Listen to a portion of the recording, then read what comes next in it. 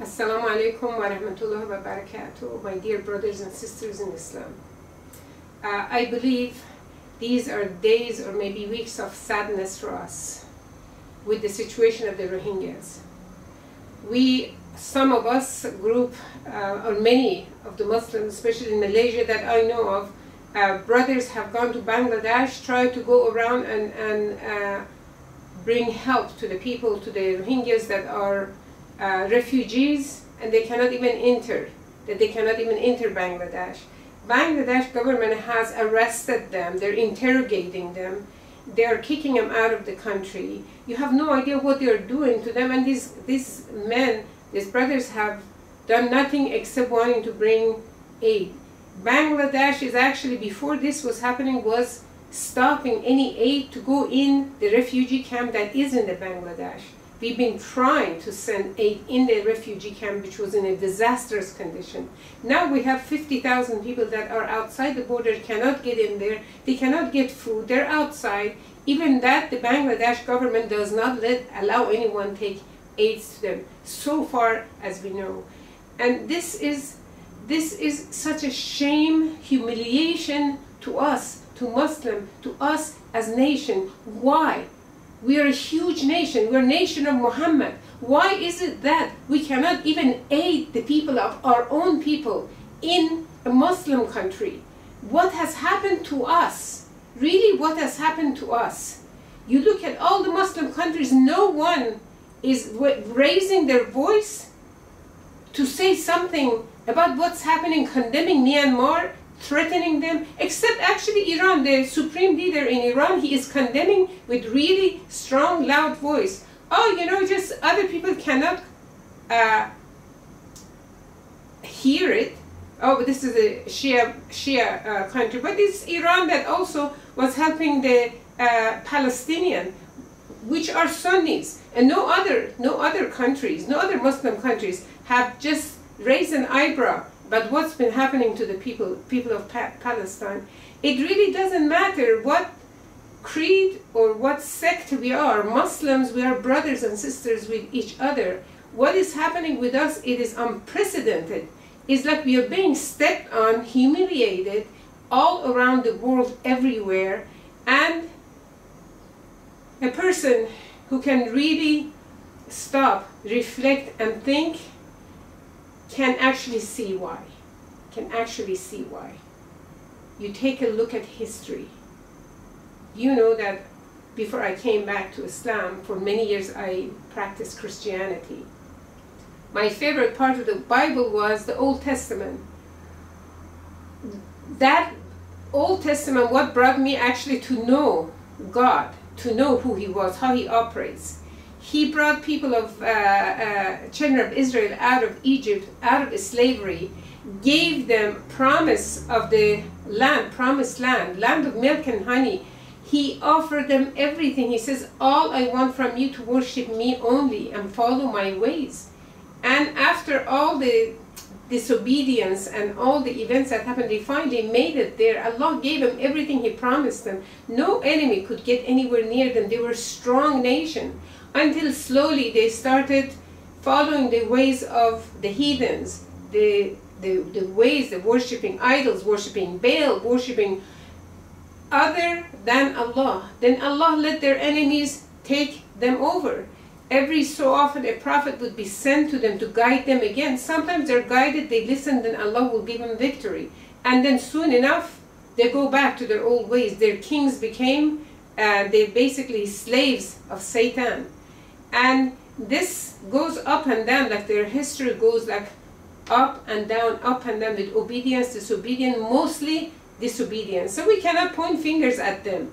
We cannot point fingers at them, we should point fingers at ourselves. Are we not doing exactly the same thing? Take a look at us, take a look at ourselves, take a look at our behavior towards Allah. How much are we practicing? How much are we caring for our religion? How much are we caring for reading the Quran versus looking at our mobile, Facebook, messages, all the stuff that has taken us away from Allah? How many of us stand up at night and pray to Allah, beg Allah to forgive our nation?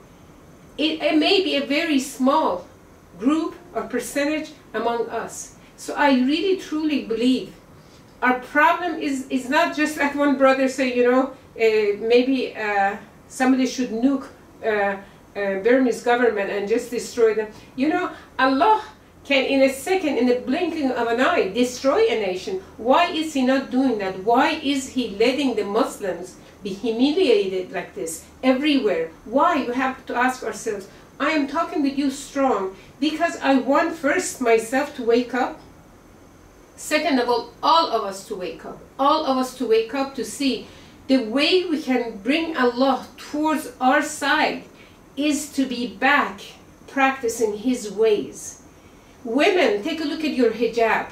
Men, take a look at your relationship with women. Are you mixing? Are you praying on time? Are you forgetting your prayer? Are you, whatever you're doing, you know, if you're calling yourself Muslim, you know what you're doing wrong. I cannot tell you, I cannot point fingers at you. I was not perfect myself. I had a long ways to go. I still have a long ways to do. But at least we have nafs al-lawwama. We have to blame ourselves.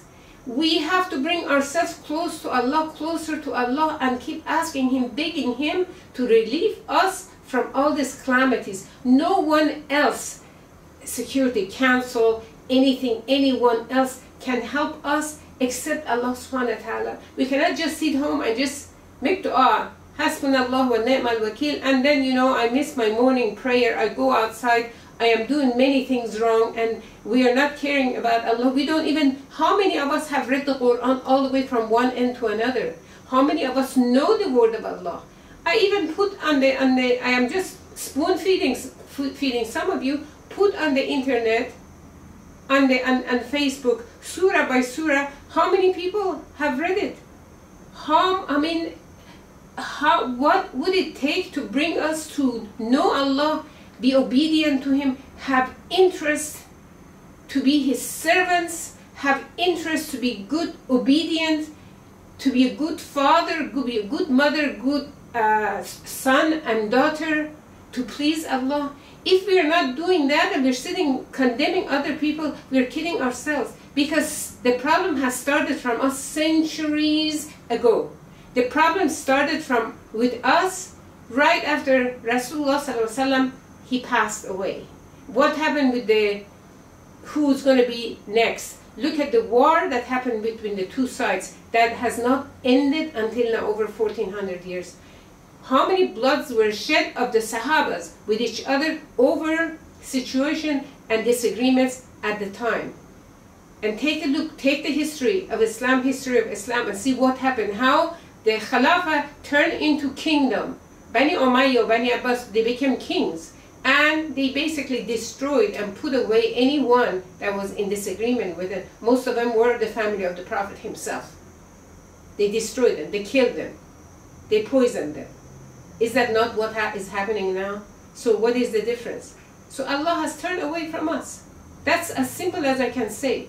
So what can you do? Yes, you can help, you know, if people ask you for money to donate, yes, do that. Pray, yes, do that. Let's clean our own action first. This is what I think we have to start. May Allah help all of us to come to be humble before Him and ask Him to forgive us, to ask Him to change our hearts, to love Him only, and bring ourselves in obedience to Him and fear of no one but Him.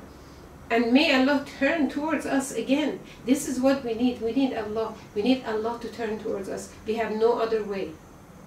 My brothers and sisters, please make dua that Allah change our hearts, your heart, the ummah, our hearts, so that we can be close to Allah.